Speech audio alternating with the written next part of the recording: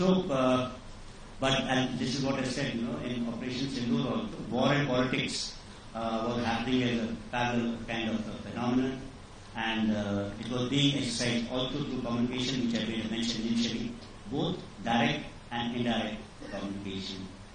So, second important conclusion what I draw from the statement which I initially said, that war is a continuation of policy by other means, is that war is a rational decision. That means, and I also spoke about reason when I said the government takes a rational decision about war. And it takes a decision when it has exhausted all its other instruments of power. So, but then the important question comes in, this whole start point of this particular war was this Pehlg terror attack. So is terrorism a rational act of warfare? I don't think that's a rational act, because terrorism has no defined logic, it has no political-military end state.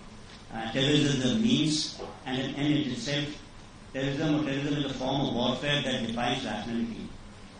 This is because the terrorist doesn't have anything to do. He's a non-state actor.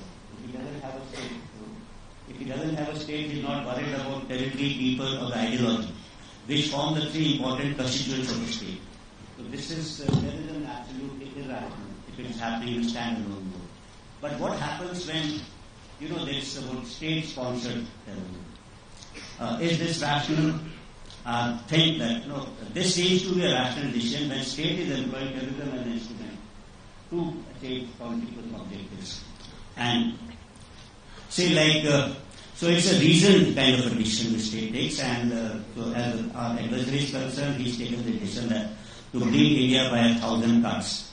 And when I say that this has been a state policy, this I'm not saying. If you go and look at the literature on issues, you will find Peter Charp, Christian Fair, who have cited former director generals of ISI, explicating this particular strategy as to how they will take India by 1,000 cuts. And this particular doctrine is found in various studies in Pakistan, staff college, etc. So this is a normal talk which happens in Pakistan.